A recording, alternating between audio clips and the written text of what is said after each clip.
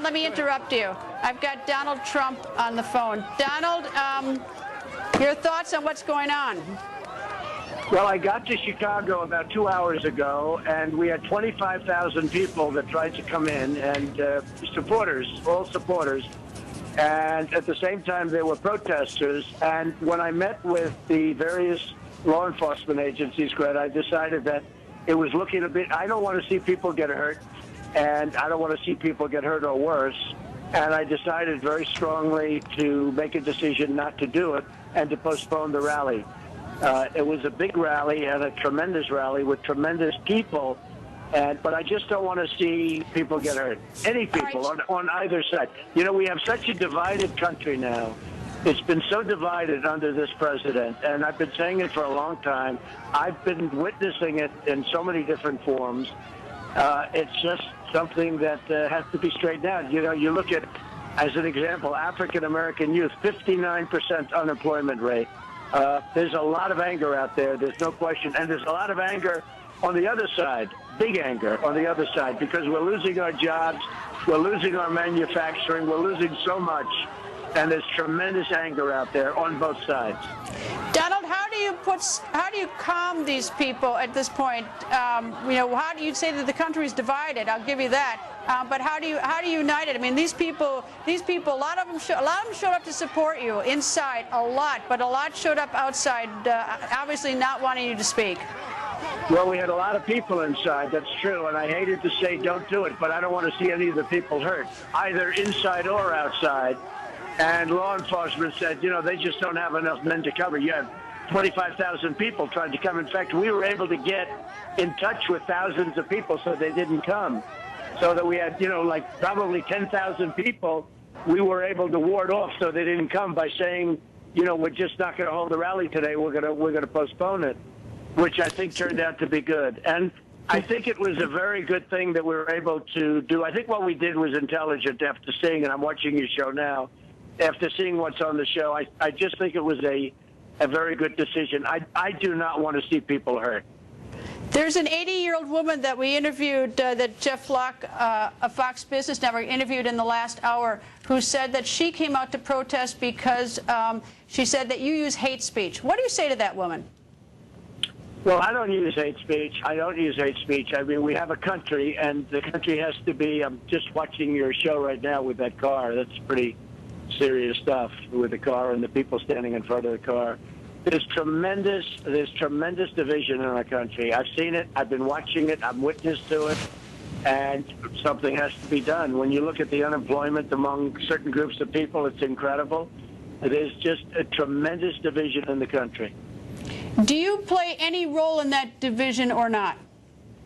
I don't think so. I represent a large group of people that have great anger, and they're not angry people, but they have anger at the stupidity of what's happening in our country. Our jobs are being taken out of our country and given to China and Mexico and every other country probably there is. I mean, our businesses are being taken away from us.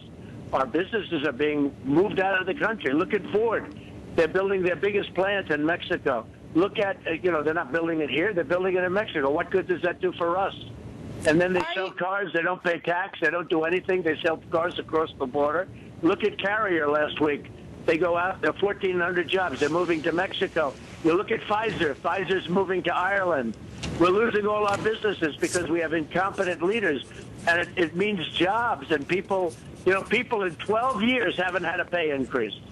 The middle-income people, the workers, the real workers, the backbone of the country, in 12 years they haven't had a pay increase. And it's crazy. And then you wonder, why are they angry? So there's a lot of anger, but I think we did the right thing, because if we would have had the rally, I think it would have been something that would have been not a good situation. When you use tough language, when people break up your events, and like, you know, punch in the nose or get that person out of here, are you sort of giving ammunition to protesters who say that you're the bully?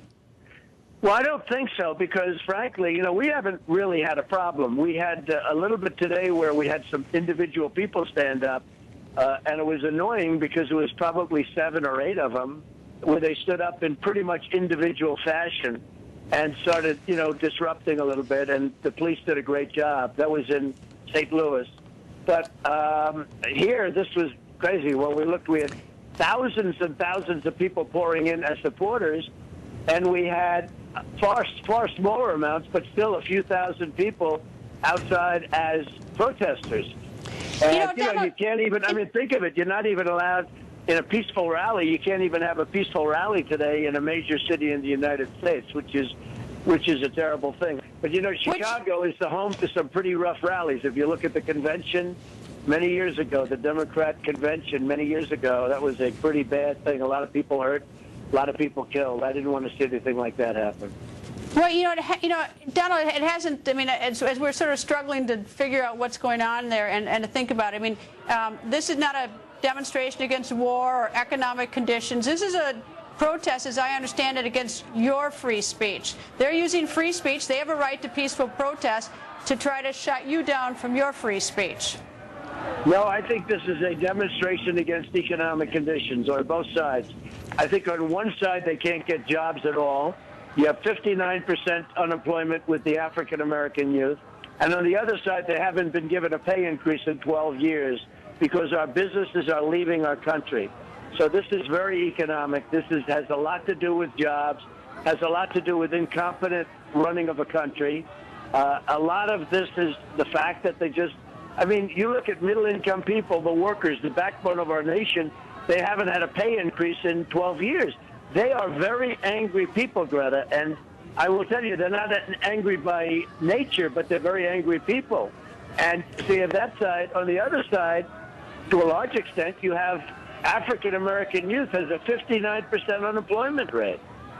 So what happened? I think it's very economic. I don't think there's any perfect answer on how to handle this tonight. I mean, there's no perfect answer. On the one hand, canceling the rally eliminates some of the risk of more trouble. On the other hand, it's also an indication to people who shut down your rally that if they follow you to the next city, they might get that done, which then stifles your voice. So, I mean, I'm not sure that there's a right answer. They haven't shut down the rally at all because it's on television now, Greta, and we're getting far more people watching it now than we would have if we had them in the arena. And people are seeing that we're being stifled, that free speech is being stifled. So actually, they haven't shut down the rally. A big point has been made, and we'll see what happens. But people should be able to rally in Chicago. I mean, we're talking about Chicago. They should be able to rally in Chicago, but I don't think anything's been shut down. First of all, it's been postponed, and we'll do it again. But, we had 25,000 people so we had 25,000 people coming. Some would have to be outside, and we were able to get many of those people not to show up based on the fact that we saw early on that there could be conflict. And if there's conflict, we don't want to see people hurt. Do you get scared at all, Donald, when you watch this stuff, worry about for yourself? No, I don't get scared. I really don't get scared. I see it. It's part of life. It's happened. I've seen it over the years many times. It's tough stuff, but it's a lot. It could have been a lot tougher if we decided to go through. I think we made a very wise decision. It's all calmed down now, they say, and I think we made a very wise decision to say that, we're not going to do it tonight. We'll do it another time. We've had very successful rallies, Greta. I've had 35,000, 40,000 people at rallies, and we've never had a problem. This is the first time we've really had a problem. If you're elected president, how do you convince those people who are outside tonight that you're their president? Well, we have to get them jobs. We have to bring economics back. You look at what's going on with the economy. The economy's terrible, and everybody knows it. The 5% unemployment is a number that doesn't exist. It's probably 25%, maybe more than that. I mean, you look for a job and you give up looking for the job, and they consider you statistically unemployed, and then they consider you employed. So it's a mix-up like you've never seen before. That's a statistic that was meant for politicians to look good, and it bears no relationship to the real life or to the facts. I mean, we have a tremendous unemployment rate, and nobody understands that. But when you look at a thing like this, you understand the economics of the country for people living in our country have not been good. And again, middle-income people haven't had a raise in 12 years effectively, and that's pretty sad. If it's jobs and the economy, it looks like the people outside are blaming you because they're protesting you. Well, they have people protesting me. They also have many more people saluting me. I mean, No, we I know turned that, away. but I mean, I'm We talking about turned away. the. Don't forget, Greta. We turned away 25,000 supporters, and those people are on our side. So now a lot of them have left or are leaving, and which would be a good thing, frankly, because I don't want to see conflict. And there's potential for conflict. Had I done it, I think we've been given a lot of praise for having done what we did. Had I done it, which would have been in a way easier, but I think you would have had a lot of problems tonight if I did it. Well, if we manage to get through the night with very few arrests, no violence, no one hurt, we can. I mean, there is something to be said about the First Amendment. Then you'll say, then you'll say I did a good job. But the First Amendment is affected because you're not allowed to have free speech in a major city in the United States. That's not very good. I was going to say that. I was going to say that there's the First Amendment on the outside of the arena, but there's no First Amendment inside the arena because you got shut down. Yeah, that's right. So it's a little bit unfair to the people. You know, when you're turning away 25,000 people, that's pretty bad. I mean, it's a pretty sad situation. 25,000 great people coming to see a rally, enthusiastic about it, and you're turning them away. That's pretty sad. How are you going to do in Illinois on Tuesday? I think we're going to do well. I mean, I don't know what effect this has. A lot of people say this is a positive in terms of votes, but I don't view it one way or the other. People don't like to see what's happening. This is what's going in our country, Greta. Look, we have a very divided nation. We have a tremendously divided nation, and I've been saying it for a long time. I've been saying it for years. Our nation is totally divided. In many ways it's divided, and one of the ways it's divided is white, black. We have so many different sets of divisions, and hopefully we'll be able to bring it together. I'm a unifier. President Obama has not been a unifier. He has been a divider. I'm a unifier. I'll bring people together. We have to start by getting them jobs. We can't lose our jobs, Greta, to every nation in the world, and we have kids that can't get a job, and they have no hope of ever having a job. Is there any other way to help be a unifier than jobs? Is there more to this? Yeah, there will be, outreach programs and everything else. But still, jobs is always going to be number one.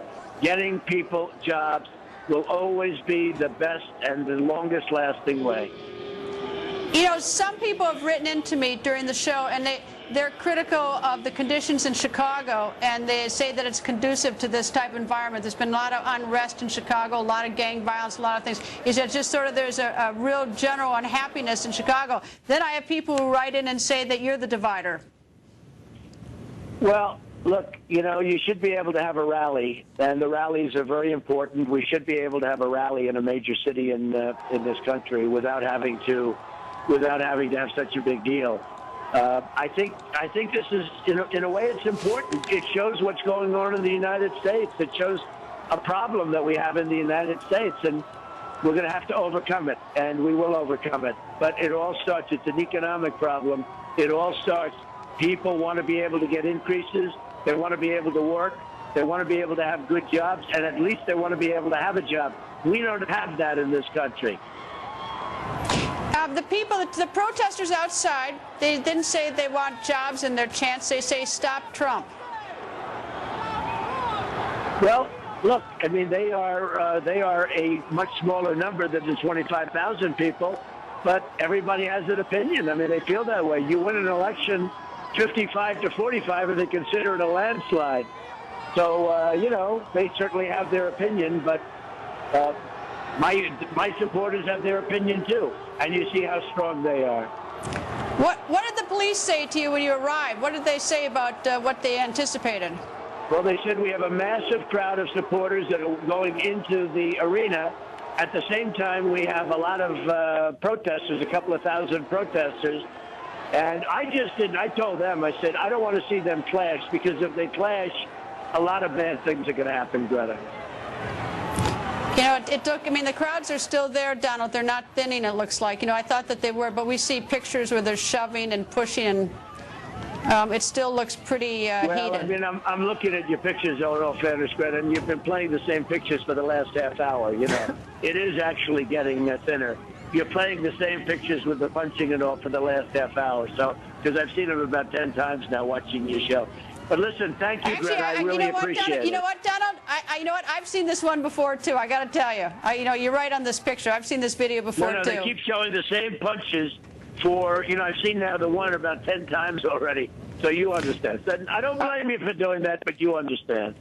This may come as a big surprise to you, but, you know, I'm looking at this live as you are. You know, all this, as it's happening, this has been breaking news. It's very much sitting out. I think we made a really good decision. But, you know, our First Amendment rights have been violated. We should be able to speak, and it should be freedom of speech, and we shouldn't be stopped. But most importantly for tonight, it looks like it's breaking up very nicely, and I think the police have done a good job, and everybody's done a good job. You think you get more votes after tonight or less after tonight in Illinois?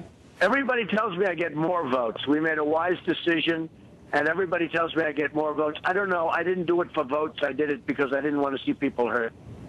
As you look at this, any regrets on running as you look at all this chaos? No, we're going to make America great again, Greta. We're going to make America great again. That's what it's all about. That's the theme, and that's what I'm going to do, and that's very important. We will make America great again. Well, Donald, I'm probably the only anchors I've said before who's ever actually represented people in court on the First Amendment. I really like the First Amendment as long as there's no violence. Right. Well, that's what we have. We have potential for violence, and I think we've stopped it. I think it's been quelled, and I think we made a very good decision tonight in terms of safety of people. So thank you very much, Greta. Thank you, Donald. Thank you very much. Bye. And, of course, you are.